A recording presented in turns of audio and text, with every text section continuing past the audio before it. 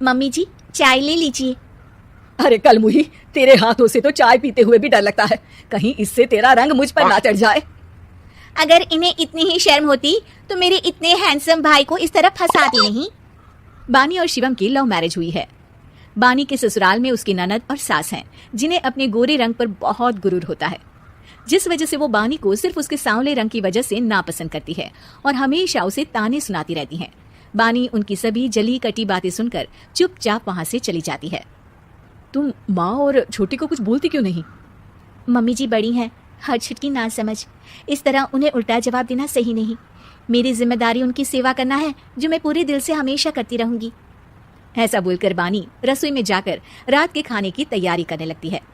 रात को खाना खाते हुए बानी की सास उसे कहती है, कल मैंने अपनी फ्रेंड्स के साथ किटी पार्टी रखी है, समय से सारा खाना बना देना और अपना मनहूस चेहरा लेकर ज्यादा उनके सामने मत आना, समझी? माँ, बानी आप दोनों की कितनी परवाह करती है, फिर भी आप उससे इतना बुरा व्यवहार क्यों करती हैं? अरे एक तो लव मैरिज करके इस कलमुही को हमारे सर पर लाकर बिठा दिया और अब हम इसे कुछ बोल भी नहीं सकते क्या? भैया तो इनकी तरफदारी करेंगे ही, आखिर इन्होंने पूरी तरह उन्हें अपने वश में जो किया है। जिसे जो करना है करे, बस कल मेरा सारा काम समय पर हो जाना चाहिए। इस पर सब खाना खाकर सोने चले जाते हैं और अगले दिन बानी जल्दी उठकर सास की किटी पार्टी के लिए तैयारियां शुरू कर देती है, जिस पर पार्टी शुरू होने के बाद सास की सहेलियां कहती हैं, अरे वाह री, तेरी बहू ने तो बड़े स्वादिष्ट समोसे बनाए हैं। हाँ भाई, रंग कैसा भी हो, खाना बनाने में बिल्कुल अन्नपूर्णा है। अरे इसकी भी क्या बात करनी, मेरी बेटी से मिलो, इसकी सुंदरता के आगे तो उर्वशी रंभा भी फेल है। उर्वशी रंभा को तो फेल कर देगी, पर क्या अन्नपूर्णा बन पाएगी? अरे इसे काम करने की क्या जरूरत, उसके लिए बानी है तो, और मैं तो इसकी शादी भी किसी नौकर चाकर वाले घर में ही करूंगी। बानी वापस रसोई में चली जाती है और किटी पार्टी चलती रहती है। उसी रात को बानी की सास गुस्से में चिल्लाते हुए अपने कमरे से बाहर निकल कर आती है। हाय रे, चोरी हो गई मेरे पैसे, पक्का पक्का इस कलमुही की वजह से हुआ है ये सब। अरे क्या हुआ माँ, कौन सा आसमान टूट गया? अरे आसमान तो उसी दिन टूट गया था जब तू इस कलमुही से शादी करके इसे घर में ले आया था। खुद तो आई ही, अपने साथ साथ मनहूसियत का काला साया भी मेरे घर ले आई। अरे हुआ क्या माँ? अरे मेरी तिजोरी में रखे पैसे कहीं गायब हो गए, सुबह ही देखा, अरे यहीं रखे थे। क्या आप मुझ पर चोरी का इल्जाम लगा रही हैं? अरे काली बिल्ली पर भी क्या कोई मनहूसियत का इल्जाम लगाता है? ऐसा बोलकर बानी की सास वहां से चली जाती है, जिसके बाद शिवम और बानी बात करने लगते हैं। देखो मम्मी की बात का बुरा मत मानना, वो बस परेशान है ना, इसलिए कुछ भी बोल गई। वो परेशान नहीं, मुझसे नफरत की वजह से ऐसा बोलकर गई हैं। उन्हें मैं हमेशा एक आंख नहीं सुहाती। देखो बानी, अगर तुम चाहो तो हम दूसरा घर लेकर वहां शिफ्ट कर सकते हैं। आखिर तुमसे प्यार करके तुम्हें अपनी जिम्मेदारी पर इस घर में लेकर आया हूँ, इस तरह टॉर्चर नहीं होने दे सकता।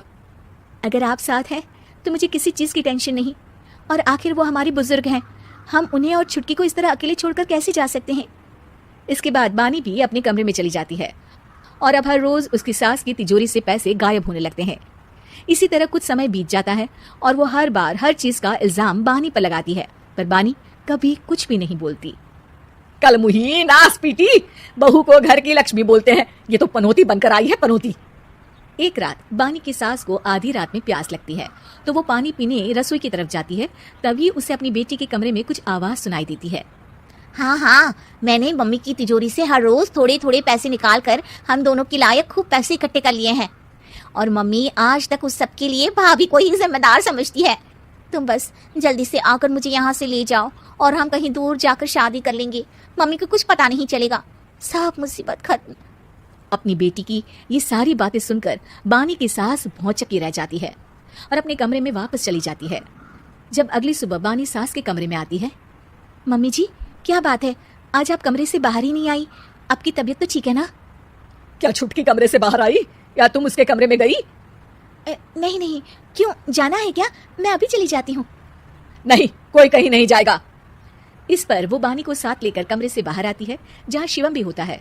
वहाँ उसकी सास बोलती है, छुटकी मेरी तिजोरी के सारे पैसे लेकर अपनी माँ के बारे में कोई ख्याल करे बिना किसी लड़के के साथ घर छोड़कर चली गई, और बहू तुमने मुझ जैसी सास की सेवा करने के लिए अपने ही पति के साथ दूसरे घर जाने से मना कर दिया।